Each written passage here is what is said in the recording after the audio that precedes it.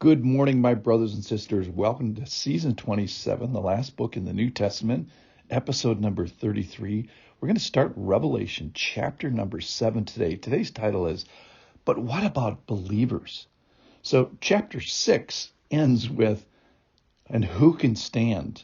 We're going to kind of find out the answer to that. The short answer is nobody, who's not sealed. Listen in here. I'm going to read from chapter 7. There's two big groups talked about in chapter 7 of Revelation. Number one is 144,000 of Israel. And we'll talk about who they are. That's the first half of the chapter. The second half of the chapter is this, quote, great multitude. And that group of people is from every nation, from all tribes, all peoples, all language, who are standing before the throne and worshiping.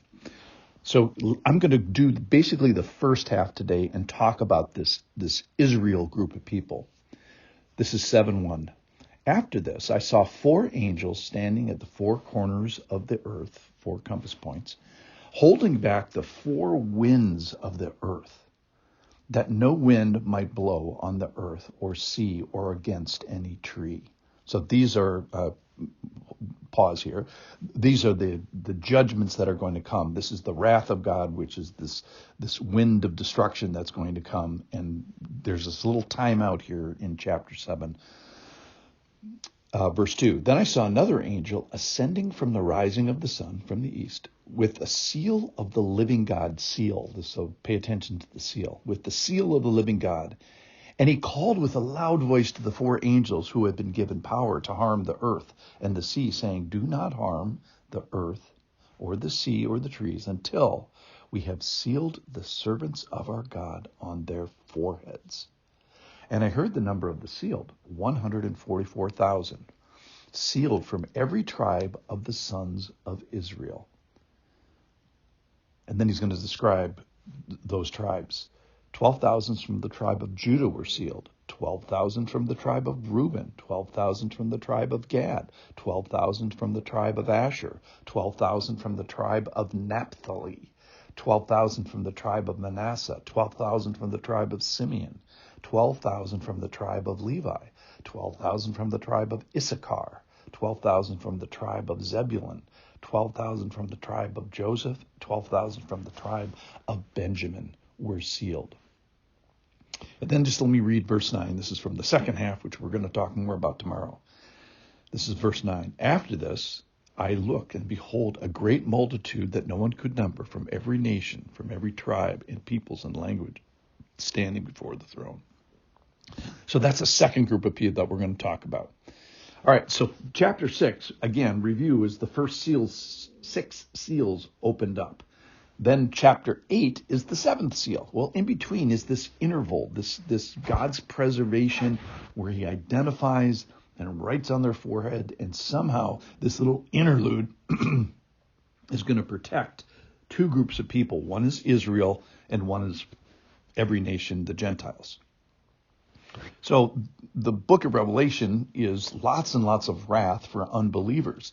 So you may ask the question, well, what about believers? What happens during the tribulation to people that become believers? Well, some are martyred, so harm does come to some people from people, but the Lord marks and signs people and preserves people.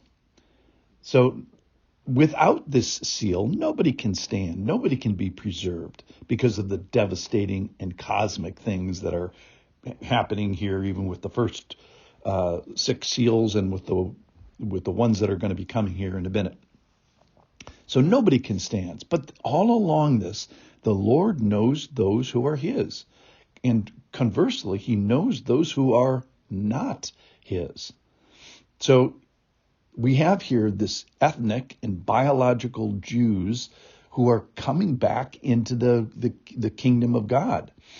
You know, I don't know if God is ever going to be done with his special interaction with ethnic Jews. So he seals this group of people from the winds of judgment. They're held temporarily back until those who are known by the Lord are sealed. Revelation 3 kind of promised it with a group of people. It said, to the one who conquers, I will make him a pillar in the temple of my God. Never shall he go out of it. And I will write on him the name of my God. Revelation 14 says that it's going to be written on their foreheads. And in chapter 22, they will see his face and his names will be on their foreheads. So God is always aware of possession, here with Israel and later with every other group of people, and they're protected from wrath.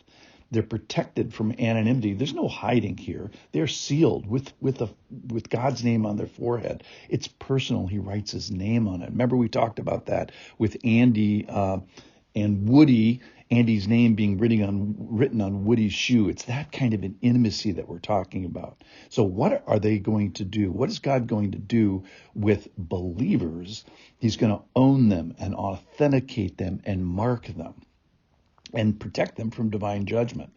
So these 12 tribes are not exactly Jacob's sons, because a couple tribes are omitted. They're not exactly the ones that inherited the land, because Levi is included. They're not in the right order, because Judah is listed first rather than Reuben, who is the firstborn. And then there's the concubines of Bilhah and Zilpah and their heritage is listed before the actual people the actual wives. So those that were excluded now seem to be included in this list. There's 19 lists of Jacob's sons in the Old Testament, and none exactly are in this list. But here's what we do know. They are definitive. It probably does refer to ethnic Israel and physical descendants. Why? Because the Gentiles are included next. All along, though, so what's the big deal here? I think we continue to see God's mercy, for sure, and that there's a remnant here that God is preserving that's multicultural. It's going to be multi-language here in a second. And those who come from many aspects are going to be unified under the kingdom of God.